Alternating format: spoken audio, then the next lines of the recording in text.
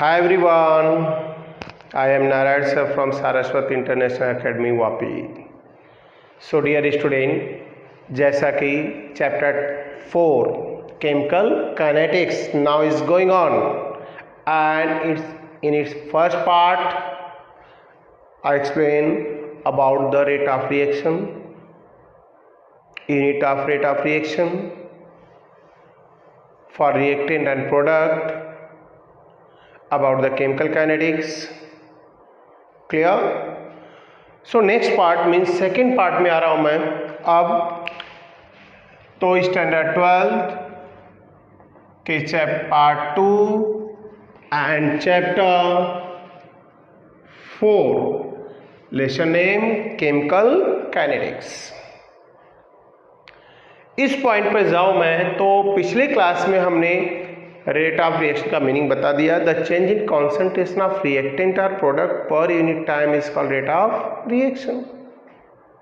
Is called rate of reaction. हमने graph का representation दिया. एक बार रिएक्टेंट प्रोडक्ट का साथ में दिया, एक बार रिएक्टेंट प्रोडक्ट का अलग अलग दिया, यूनिट निकालें. अब उसी रेट ऑफ रिएक्शन जो बताया गया the change in concentration of reactant और product per unit time is called rate of reaction. So with the change in time उस पर कौन सा ऐसे फैक्टर है फिजिकल केमिकल जिसको चेंज करे जिससे रेट ऑफ रिएक्शन में भी या तो इंक्रीज हो जाए या डिक्रीज हो जाए. So in such case student factor influencing or affecting the rate of reaction. One by one पढ़ेंगे हम लोग. पहले फैक्टर की तरफ जा रहा हूं मैं जहां पर हम लोग जिस पॉइंट के अबाउट स्टडी करेंगे वो है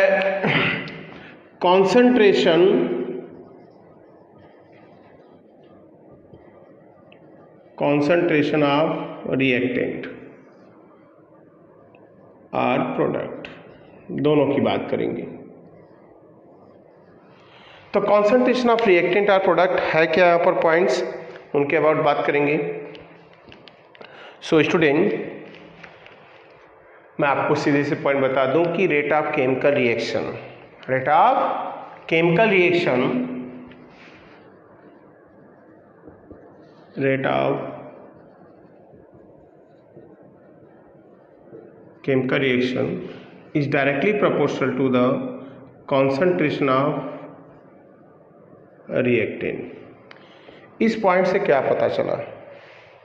इस पॉइंट से हमें ये पता चल गया कि रेट ऑफ केमिकल रिएक्शन मतलब स्पीड जो है या रिएक्टेंट का प्रोडक्ट में कन्वर्जन जो है वो क्या होगा, इंक्रीज होगा with increase in concentration of reactant. क्योंकि according to Le Chatelier principle, मैं थियोरेटिकल पार्ट है बहुत राइट नहीं करूँगा, समझा रहा हूँ, उसको सुनना है, ध्यान से राइट करना है आपको.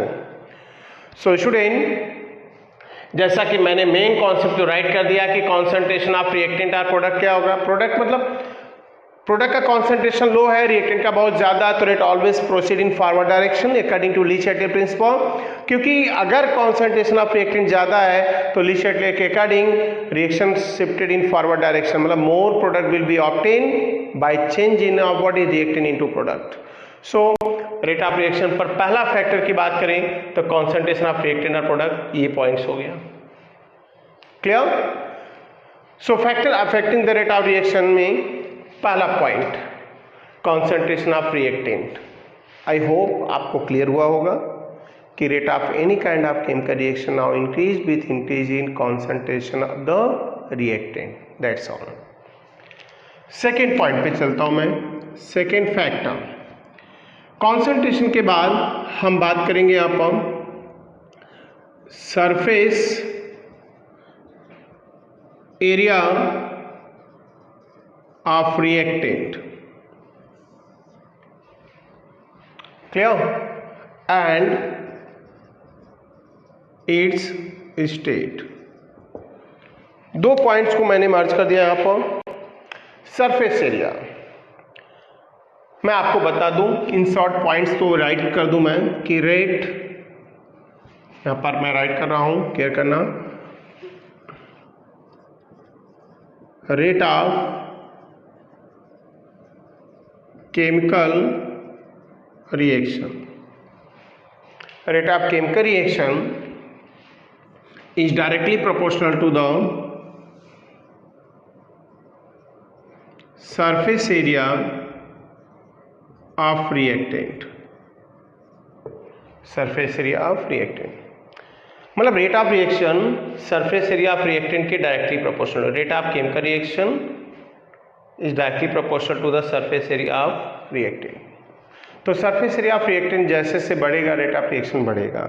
इस मीनिंग को समझाना है, समझना है, तो दैट्स क्लियर है। एक पॉइंट को समझते हैं आप। मैं शॉर्ट में राइट कर रहा हूँ कॉन्सेप्ट, आपको इसको बढ़ाना है। जो मैं बता रहा हूँ, बोल रहा हूँ, उनको कंप्लीट राइट करना है। कैसे सरफेस एरिया पर डिपेंड करेगा, इनस्टेट भी वर्ड है इसमें। तो कॉन्टैक्ट सरफेस एरिया बढ़ेगा क्या, तो रेट ऑफ। सो स्टूडेंट, अगर हम बात करें surface area of the reactant and its state, तो ऑलरेडी मैंने राइट कर दिया यहाँ पर कि rate of chemical reaction directly proportional to surface area of the reactant है। बट सेकेंड पॉइंट यहाँ पर हमें ये डाउट में डाला, व्हाट मीनिंग ऑफ स्टेट। यहाँ स्टेट ऑफ मैटर हम तीनों से कंपेयर करेंगे। एक तो सॉलिड लिक्विड गैस की। अगर हम बात करें रेट ऑफ रिएक्शन, तो surface area rate of reaction किसका फास्ट होगा। अगर मैं सॉलिड ले लूँ एक ही सब्सटेंस का, उसी का लिक्विड ले इस फेज ले लूँ और उसी का गैस फेज स्टूडेंट, अगर तीनों का कंबशन कराएं तो किसका रेट ऑफ बर्न होने का प्रोसेस फास्ट होगा, आपको पता ही है, किसका, गैस का। तो अगर स्टेट ऑफ मैटर के बेस पर जाए तो वैसे भी गैस का सरफेस एरिया बहुत ज़्यादा होता है।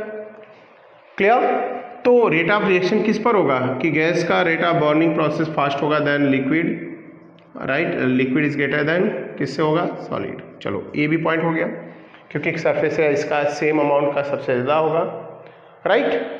दूसरा पॉइंट है, एक ही सब्सटेंस मतलब सॉलिड के दो फॉर्म हम ले सकते हैं। क्या, एक फॉर्म होगा इसका जो जिस फॉर्म में है उसका ब्लॉक फॉर्म, और दूसरा उसका कौन सा, पाउडर फॉर्म। तो एक पाउडर फॉर्म हो गया, एक ब्लॉक फॉर्म हो गया। अब यहाँ पर भी डिस्कशन करेंगे इस पर।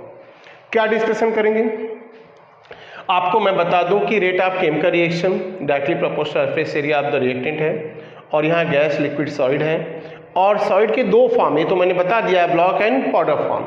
अगर रेट ऑफ रिएक्शन की बात मैं करूं तो एक ही सब्सटेंस के पाउडर और ब्लॉक फॉर्म लें तो rate of powder form is more than the block form, क्योंकि रेट ऑफ जो सरफेस एरिया है पाउडर फॉर्म का ज़्यादा होगा। सिंपल सा है, एक लॉग ले लें हम, लॉग मतलब लकड़ी के सूखी ड्राई होती है, ड्राई वुड लेने के बाद एक अक्खा उसको, जैसे ये मार्कर मैं सामने दिखाऊं, इसको जलाऊं या इसको छोटे छोटे स्क्रैप में कन्वर्ट करके जलाऊं, तो स्क्रैप का सरफेस एरिया ज़्यादा होगा, एक साथ पूरा कॉन्टैक्ट टाइप में आएगा surface, rate of combustion fast होगा in compare to the block form. तो ये भी मैंने क्लियर कर दिया। ऐसे में अगर हम एनसीईआरटी में देखें तो इसके अबाउट आपको ज़्यादा नहीं दिया है factor affecting the rate of reaction, but पढ़ना है सब। तो हमने दो फैक्टर पढ़ लिए यहाँ पर, एक हो गया कॉन्टैक्ट सरफेस एरिया, राइट, और दूसरा हो गया कॉन्सेंट्रेशन। अब नेक्स्ट फैक्टर की मैं बात करूँगा, factor number third, pH.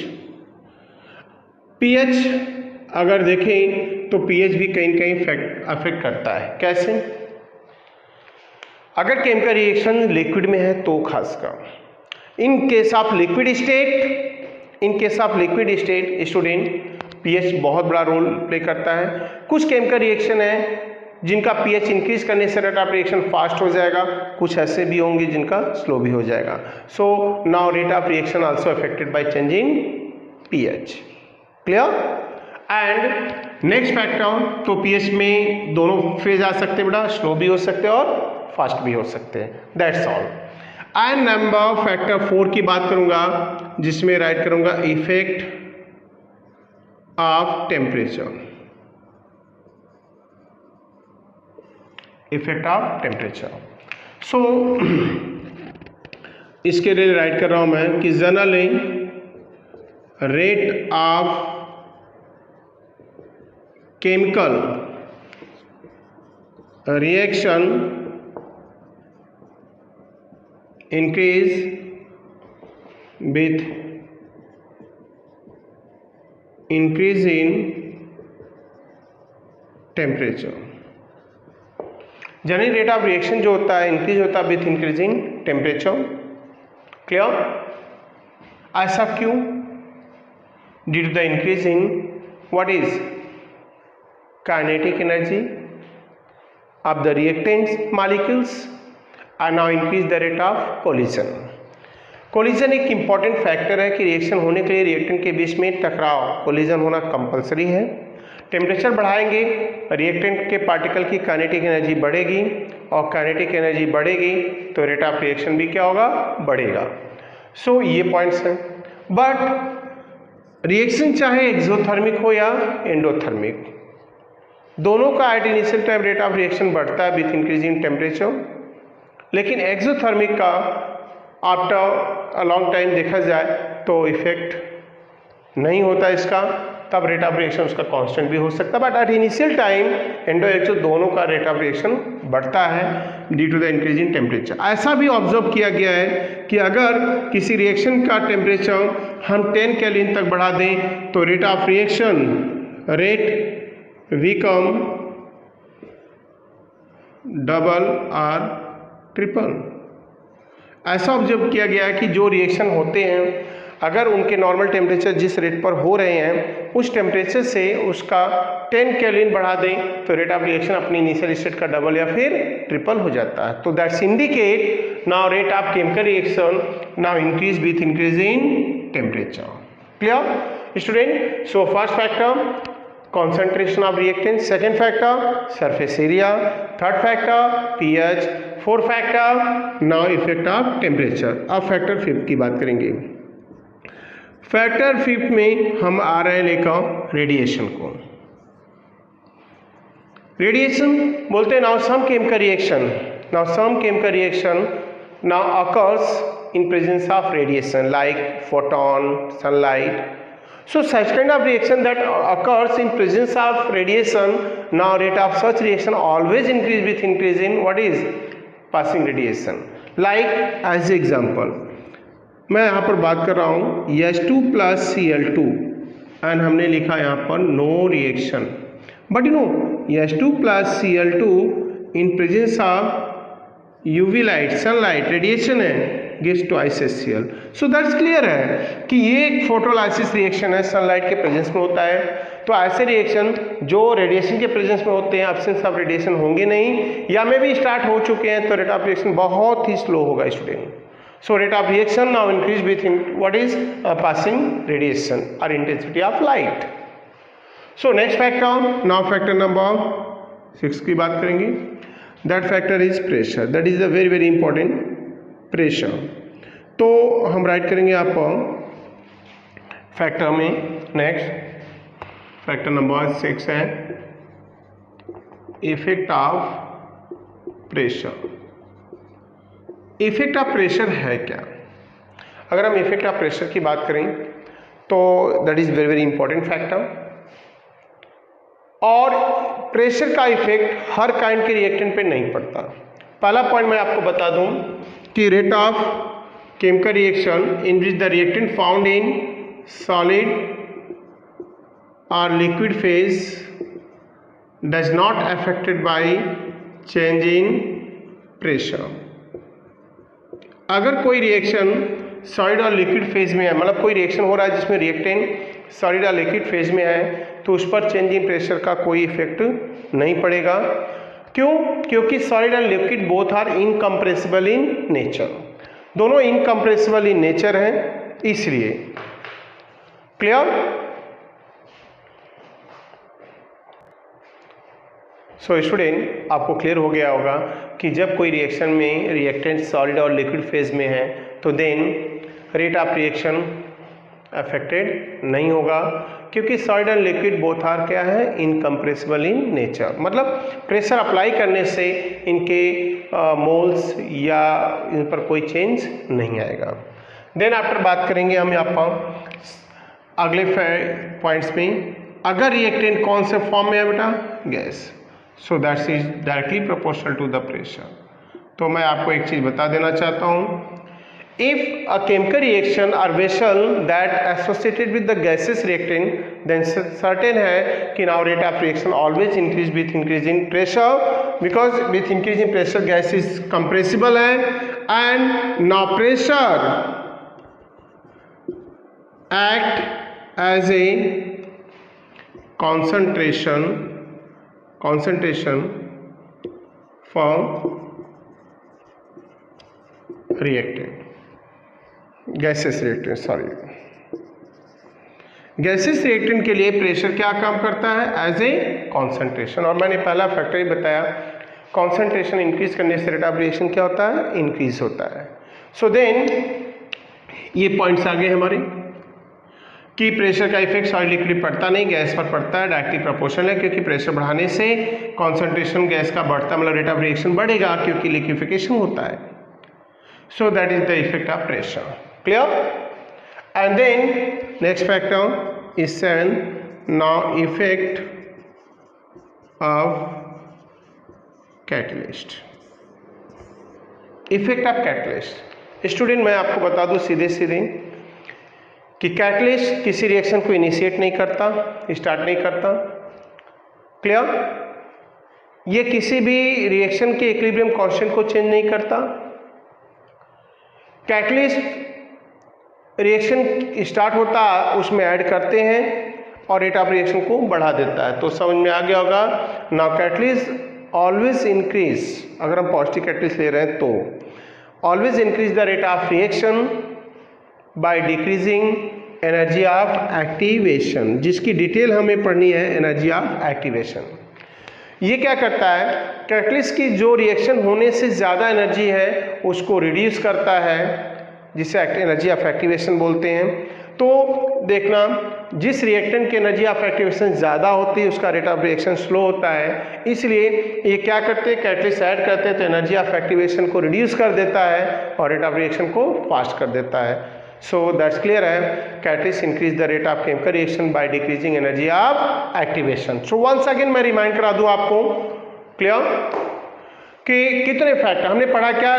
Factor affecting the rate of chemical reaction, जिसमें concentration of reaction, reactant product, right, pH भी है, सरफेस एरिया है, right, temperature, pressure, radiation and catalyst. That's all. So student, next point में हम बात करेंगे after factor affecting the rate of chemical reaction, now rate law and rate constant. Actual points है, मैंने बताया कि the actual relationship between the concentration of reacting species and the reaction rate is determined experimentally and it is given by the expression is called rate law. Rate law का meaning क्या है? Rate law एक experimental value है, bye हम experiment से इसको determine कर सकते हैं। और रेट लॉ का मीनिंग क्या है? एक्चुअल मीनिंग हमें लिखना है यहाँ पर, तो मैंने यहाँ राइट कर दिया कि ये mole of A plus B mole of B reactant product बना रहे हैं। तो रेट ऑफ रिएक्शन क्या होता है? As we know that rate of reaction directly proportional to the concentration of reactant. More than one reactant है तो that is the product of concentration of reactant.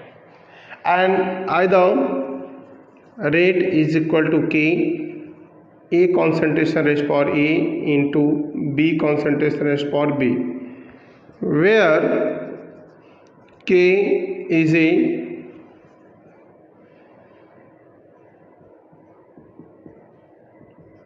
Proportionality constant है, proportional constant लिख सकते हो आप।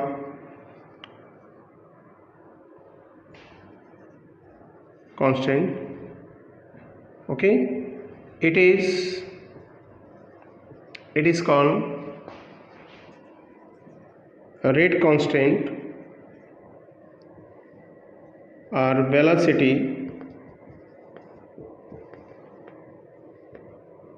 कांस्टेंट। इसे हम rate constant या वेलोसिटी कांस्टेंट बोलते हैं। And then if concentration of reactant is 1 molar at 25 degree Celsius temperature and at 1 bar or atmospheric pressure,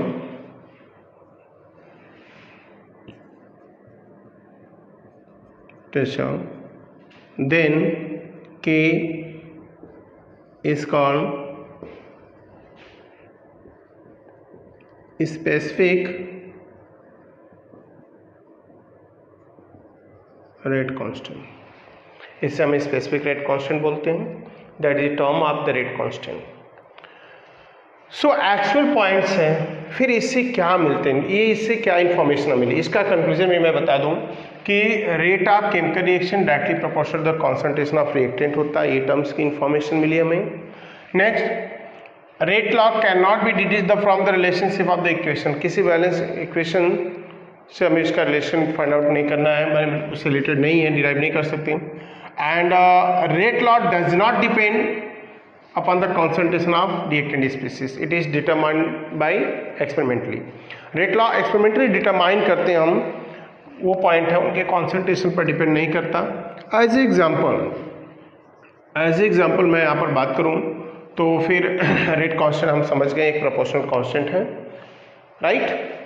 specific rate constant तब बोलते हैं जब कॉन्सेंट्रेशन ऑफ रिएक्टेंट कितना हो जाए 1 molar at 25 degree Celsius temperature and 1 bar pressure. So student next point पे आ रहा हूं मैं, क्या करना।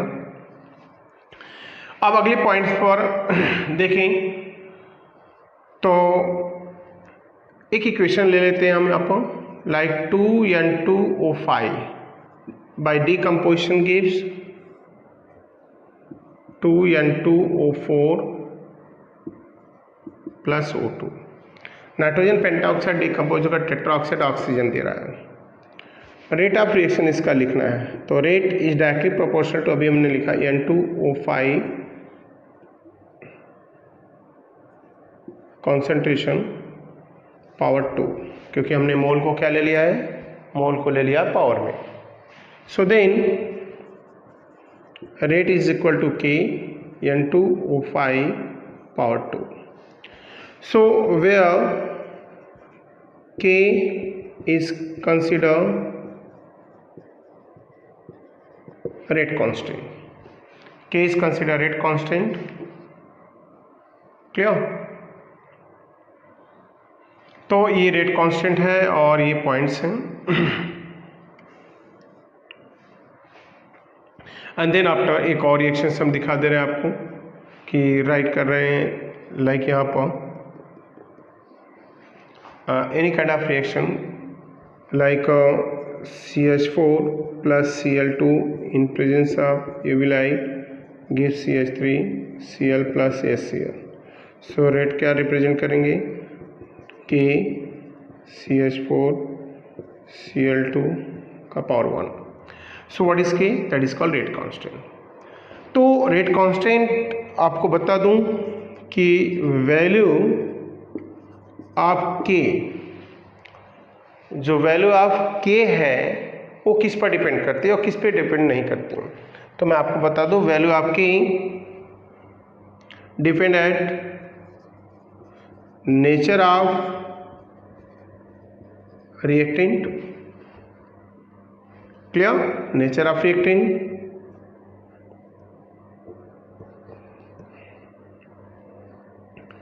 Temperature,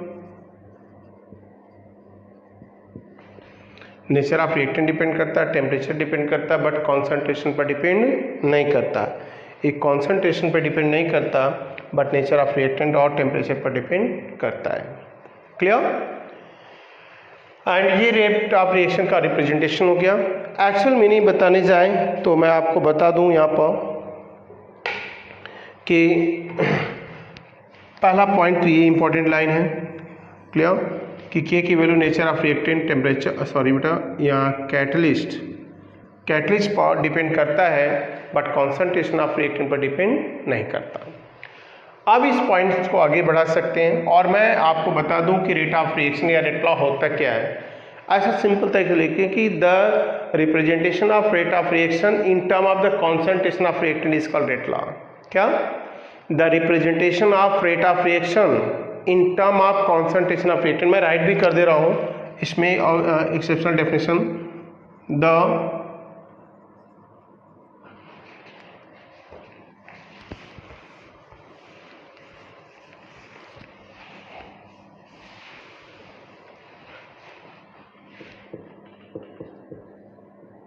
the representation of rate of reaction in term of concentration is called rate law. वो कॉन्सेंट्रेशन फॉरवर्ड रिएक्शन है तो रिएक्टेंट, बैकवर्ड रिएक्शन है तो प्रोडक्ट। क्लियर? सो ये पॉइंट हो गया about the rate of reaction and rate law. So student, अब rate of reaction, rate law means rate constant. Rate of reaction मैंने पार्ट 1 में पढ़ाया, the change in concentration of reactant और product per unit time is called rate of reaction. Factor affecting the rate of reaction हमने आपको बताया, graph का representation दिया। Then after rate law, rate constant अभी जस्ट हमने पढ़ा, और फिर अब ज़रूरत है कि उन दोनों के बीच में डिफरेंस क्या है, कि रेट ऑफ रिएक्शन और रेट कांस्टेंट में क्या मेन डिफरेंस। तो मैंने ऑलरेडी यहाँ पर राइट कर दिया, पॉइंट को मैं एक्सप्लेन कर दे रहा हूँ आपको और परफेक्ट तरीके से, जिससे आपको चीज़ें क्लियर हो जाए। ओके, सो स्टूडेंट बात करते हैं आपको difference between the rate of reaction and rate constant. इस टॉपिक के बाद हमारा आएगा ऑर्डर ऑफ रिएक्शन, और ऑर्डर ऑफ रिएक्शन को क्लियर करेंगे आज, एंड देन नेक्स्ट लेक्चर में उससे रिलेटेड सारे पॉइंट्स पढ़ेंगे। सो स्टूडेंट, मैंने वन साइड राइट कर दिया है rate of reaction, second column में राइट कर दिया रेट कांस्टेंट। क्या मेंशन किया है? It is the speed which reactant are converted into the product. Rate of reaction क्या है? ये वो स्पीड है रिएक्शन की, रेट की, जिसमें रिएक्टेंट को हम कहाँ कन्वर्ट कर रहे हैं? प्रोडक्ट में। जब रिएक्टेंट में प्रोडक्ट में कन्वर्ट हो रहा है तो कितने टाइम में रिएक्टेंट प्रोडक्ट कन्वर्ट हो रहा है, वही उसका रेट ऑफ रिएक्शन है, स्पीड ऑफ रिएक्शन है। Clear? And this it is the proportional constant. उसी समय जब रिएक्शन में रिएक्टेंट प्रोडक्ट में कन्वर्ट हो रहा है तो रेट ऑफ रिएक्शन निकालते हैं, तो rate of reaction directly proportional to the concentration of reactant होता है। उस समय उनके बीच में जो प्रोपोर्शनल कांस्टेंट आता है कि that is called rate constant. Okay, next point पे आते हैं। Second, it is measured as the rate of decrease of the concentration of reactant और increase the concentration of product. जो रेट ऑफ रिएक्शन है वो किस पर डिपेंड करता है? डिपेंड करता है कि रिएक्टेंट का कॉन्सेंट्रेशन कितना डिक्रीज हो रहा है और प्रोडक्ट का कॉन्सेंट्रेशन कितना इंक्रीज हो रहा है, इस पॉइंट पर डिपेंड कर रहा है। क्लियर? तो इस पॉइंट पर डिपेंड कर रहा है, ये पॉइंट हमारा है about the rate of reaction. जबकि सेकेंड पॉइंट पर देखें यहाँ पर अदर हैंड रेट कांस्टेंट, तो it is the equal to the rate of reaction, it is equal to the rate of reaction when concentration of each reactant in unity. It is equal to the rate of reaction. ये equal है लेकिन तब जब reactant के concentration unit हो। कैसे? अगर मैं इसको राइट करूँ यहाँ पर, तो मैंने लिख दिया कि एक रिएक्शन है, रेट इज इक्वल टू के, the rate constant rate of reaction, और ये रिएक्टेंट है, इसका पावर हमने क्या ले लिया? ए की वैल्यू 1 ले ली, तो 1 ले ली, तो ऐसे में पावर भी 1 ले लिया, राइट? तो वैल्यू क्या मिलेगी? रेट इज इक्वल टू के। तो यही बोले जा रहे हैं कि ये तभी होगा इक्वल जब रिएक्टेंट क्या हो और प्रोडक्ट कॉन्सेंट्रेशन क्या यूनिट हो, फॉरवर्ड एंड बैकवर्ड के लिए। नेक्स्ट पॉइंट पे जाते हैं, थर्ड एंड लास्ट, जहाँ पर हम देखेंगे it's depend upon the what is initial concentration of reactant, कि इनिशियली कितना कॉन्सेंट्रेशन, क्या high concentration fast rate of reaction होगा, low concentration less low rate of reaction होगा। बट क्योंकि रेट ऑफ रिएक्शन मतलब speed of conversion of reactant into product उतना ही fast होगा जितना ज़्यादा रिएक्टेंट का कॉन्सेंट्रेशन होगा। But here it is independent from the initial concentration of reactant. Reactant कितना भी ज़्यादा हो मायने नहीं रखता, रेट कांस्टेंट उस पर टोटली डिपेंड नहीं करता। ये डिपेंड करता है किस पर? टेम्परेचर पर डिपेंड करता है, कैटलिस्ट ऐड किया है नहीं किया है, राइट? इन पॉइंट पर डिपेंड करता है। क्लियर? तो टेम्परेचर पर डिपेंड कर रहा है, कैटलिस्ट पर डिपेंड कर रहा है, टेम्परेचर, तो ये पॉइंट्स हो गया। और but it has the constant value eight fix temperature. इससे पता चल जा रहा है कि रेट कांस्टेंट कॉन्सेंट्रेशन चेंज करने से कोई इफेक्ट नहीं होता है, ये किस पर डिपेंड कर रहा है? टेम्परेचर पर डिपेंड कर रहा है। सो स्टूडेंट, ये हो गया rate of reaction, factor affecting the rate of reaction, and rate constant, rate of reaction and difference between rate of reaction and rate constant. So आज पार्ट 2 में हम बात इतने ही करेंगे। नेक्स्ट लेक्चर में जब आएंगे तो आपको ऑर्डर ऑफ रिएक्शन स्टार्ट किया जाएगा। उसमें भी टेक्स्ट बुक से आप जाएंगे तो मैं बता दूं कि इन पॉइंट्स को टैली नहीं कराना। रीज़न टेक्स्ट बुक से पॉइंट टैली कराना, बट हेडिंग हमारा जो रिलेशन मिलेगा उसी को पढ़ाया जाएगा। रिलेशन का मतलब order of reaction text book में देकर मॉलिक्युलरिटी दिया है और चीज़ें तो नहीं। हम ऑर्डर ऑफ रिएक्शन उठाएंगे तो ऑर्डर ऑफ रिएक्शन, उसके टाइप, उसके यूनिट, क्लियर, सारी चीज़ें बताई जाएंगी और इसी पॉइंट्स पर हम इसको डिस्कशन करेंगे। तो ये पॉइंट्स हो जाएगा आपका about the order of reaction. But आज के पॉइंट्स ये रहे और आज के लिए बस इतना ही स्टूडेंट। Thank you.